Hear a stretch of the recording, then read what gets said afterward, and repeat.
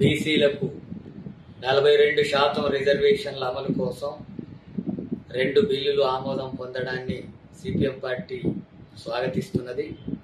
విద్యా ఉద్యోగాల్లో అలాగే స్థానిక సంస్థల ఎన్నికల్లో 42% రిజర్వేషన్లు అమలు చేయాలని అన్ని శాసనసభలో ఉండేటటువంటి పార్టీలన్నీ కూడా ఆమోదం తెలియజేశాయి. అదేవిధంగా అది పార్లమెంటుకు కూడా వెళితే అది అక్కడ కూడా ఆమోదం పొందితే చట్టరూపమై అది అమల్లోకి రావడానికి అవకాశం ఉంది. అది కేంద్రంలో ఉండేటటువంటి బీజేపీ కుల గణనకు వ్యతిరేకంగా ఉంది, బీసీ కుల గణనకు వ్యతిరేకంగా ఉంది. అలాగే ఈ రకమైనటువంటి బిల్లుల్ని అది ఆమోదించడానికి కూడా వ్యతిరేకత వ్యక్తం చేసేటటువంటి అవకాశం ఉంది.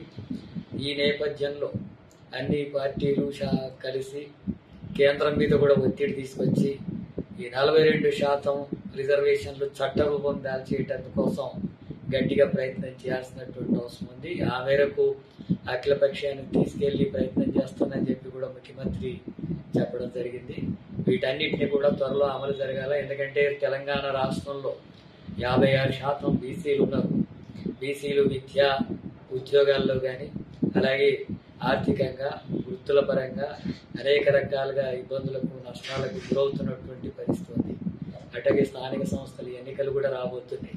స్థానిక సంస్థల ఎన్నికల్లో కూడా ఈ రిజర్వేషన్స్ అమలు జరగడం, ఈ రిజర్వేషన్లను కూడా వర్గీకరిస్తూ కింది తరగతులకు కూడా న్యాయం జరిగేటట్టుగా, సామాజిక న్యాయం జరిగేటట్టుగా ప్రభుత్వం చర్యలు తీసుకోవాల్సినటువంటి అవసరం ఉంది.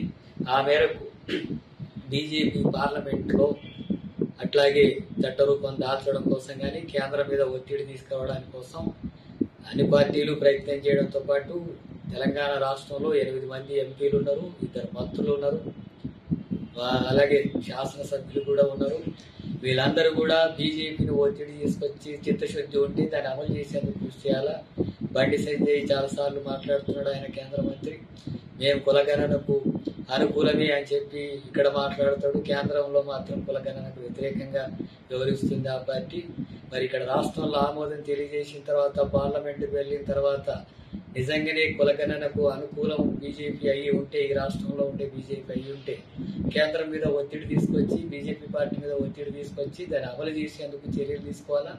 ఆ రకంగా జరగకపోతే తెలంగాణ రాష్ట్రంలో బీజేపీ బీసీలకు వ్యతిరేకమైనటువంటి పార్టీగా, బీసీలకు సామాజిక న్యాయానికి వ్యతిరేకంగా, వాళ్ళ హక్కులకు వ్యతిరేకంగా, విద్యా ఉద్యోగాల్లో స్థానిక సంస్థల ఎన్నికల్లో వాళ్ళ అవకాశాలను దెబ్బతీసినటువంటి పార్టీగా మారుతుంది.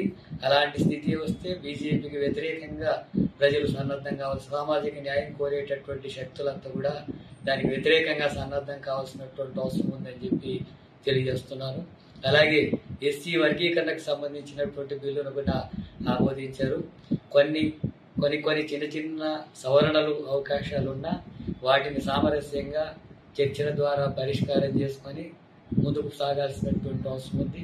అట్లాగే దళితులంతా కూడా సంఘటితంగా ఐక్యంగా తమ హక్కుల సాధన కోసం, ఉమ్మడి హక్కుల సాధన కోసం, ప్రైవేట్ రంగంలో రిజర్వేషన్స్ కోసం, అలాగే ఎస్సీ ఎస్టీ సప్లాన్ అమలు కోసం కానీ, అట్లాగే కేంద్రం నుంచి రావాల్సినటువంటి రిజర్వేషన్స్లో మన వాటాను మనం అమలు చేసుకోవడానికి కేంద్రంతో కూడా పోరాడాల్సినటువంటి అవసరం ఉంది. ప్రైవేట్ రంగంలో రిజర్వేషన్ అమలు కోసం చట్టం కానీ, అట్లాగే పెరిగిన జనాభాకు అనుగుణంగా రిజర్వేషన్స్ను ఎస్సీ ఎస్టీలది పెంచేటటువంటి విషయం కూడా కానీ, అట్లాగే సంక్షేమ రంగానికి నిధుల కేటాయింపుల్లో తీవ్రమైనటువంటి అసమానతలు జరుగుతున్నాయి, నిధుల కేటాయింపులు జరగడం లేదు.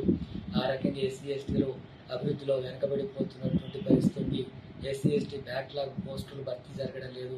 భూమి పంపిణీ చేస్తామన్నటువంటిది జరగకపోగా ఉన్న భూముల్ని, అసైన్ చేసినటువంటి భూముల్ని వెనక్కి లాక్కుంటున్నటువంటి దుస్థితి ఇప్పుడు కొనసాగుతున్నటువంటి పరిస్థితి ఉంది.